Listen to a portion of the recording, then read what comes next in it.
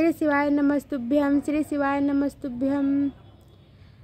आज मैं कृष्ण जन्माष्टमी बहुत ही सुंदर और मीठा सोहर लेके आई हूँ कृष्ण भगवान का, जो आप लोगों को बहुत अच्छा लगेगा तो लाइक कमेंट सब्सक्राइब करिएगा और कमेंट बॉक्स में लिखिएगा कैसा लगा।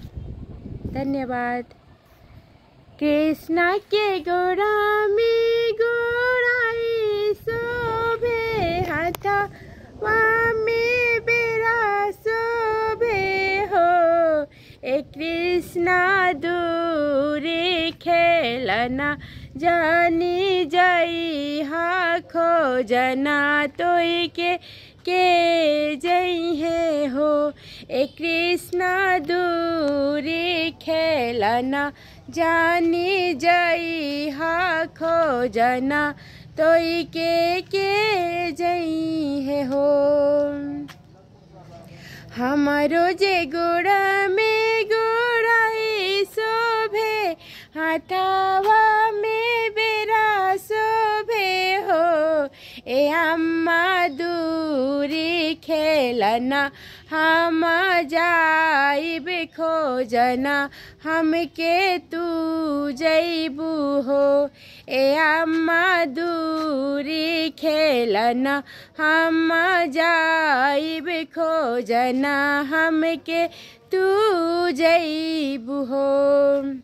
तब यशोदा मैया कहतरी, एक में राजा जी के बेटी था सत भई यहाँ के बहिना हो, ए कृष्णा दूसरे में सैया के सोहागिन खोजना तोई के कैसे जइब हो, ए कृष्णा दूसरे में सैया के सोहागिन खोजना तोई के कैसे जइब हो।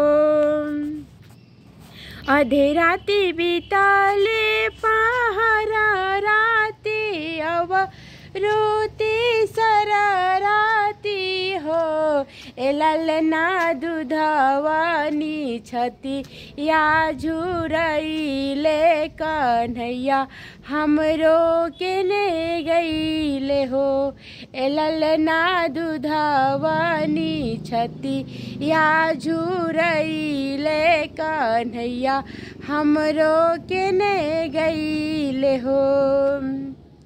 एका को से गईली दोसरे को से अब रोती सरे को से हो, ए ललना बिचाही कदम जुड़ा छैया जहाँ रे कृष्णा झूला झूले हो, ए ललना बिचाही कदम जुड़ा छैया जहाँ रे कृष्णा झूला झूले हो।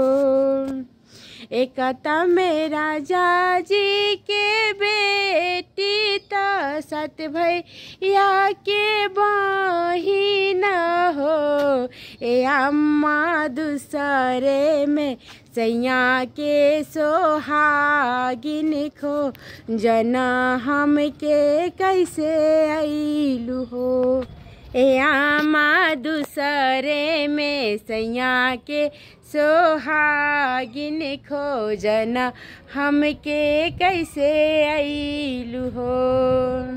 आगी लागो राजा जी के बेटी ता सत भैया के बहिना हो, ए बबुआ बजर परो सैया के सोहागिन खोजना तोई के आई भी हो, ए कृष्णा बजर परो सैया के सोहागिन खोजना तोई के आई भी हो। राधे राधे, प्रेम से बोलो राधे राधे राधे।